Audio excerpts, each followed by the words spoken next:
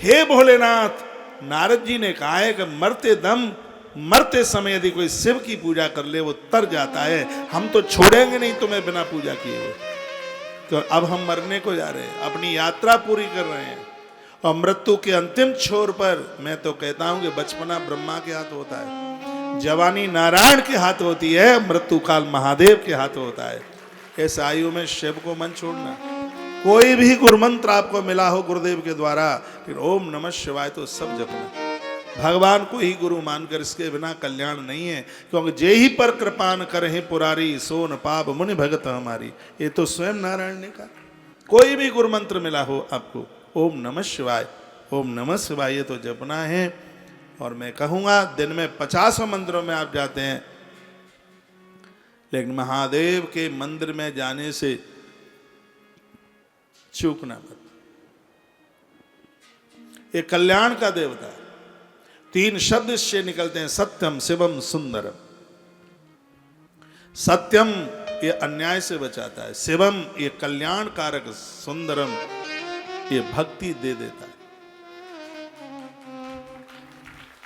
ये इसकी बहुत बड़ी महिमा। केदारनाथ की कथा सुन रहे हैं।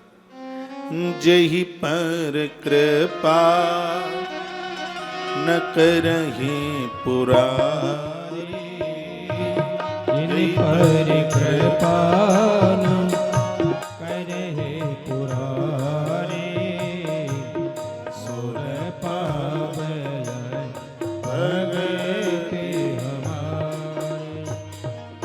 जेहि पर कृपा न करहि पुरारी, जेहि पर कृपा न करहि पुरारी, सोन पाव मोने भगति हमारे। जेहि पर कृपा न करहि पुरारी, सोन पाव भगति हमारे। भगवान शंकर जिसके ऊपर कृपा करें, भक्ति तो उसको ही मिले। एक बात मैं निवेदन करूंगा, मैं चैप्टर से हट करके बाहर नहीं जाता। देश में बहुत वक्ता लोग शिव महापुराण की कथा कहते हैं। मुझे विश्वास है कि मैं तुम्हें बहुत बढ़िया कथा नहीं सुना सकता, तो शायद वर्तमान के वक्ताओं से मैं कमजोर भी नहीं कथा आपको सुना सकता। ये मुझे विश्वास है इस बात को। ये मेरा भाग्य है कि मुझे 18 पुराणों से ज्यादा कथा कहने का सौभाग्य प्राप्त हुआ है। पुराण, उपपुराण, औपपुराण, स्मृतियां, उपनिषद, वेद, संहिताएं, ये मेरा बड़ा भाग्य है। इसमें मेरा कुछ है नहीं, ये संतों का आशीर्वाद और भगवान की कृपा।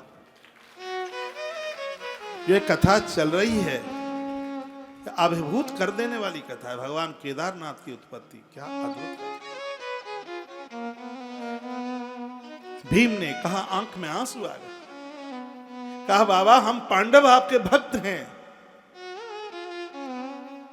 और आप भागिए मत, एक क्षण के लिए रुक जाइए, हमें आपका बंधन करना है, हमें आपका पूजन करना है, और हमने आपको पहचान लिया है।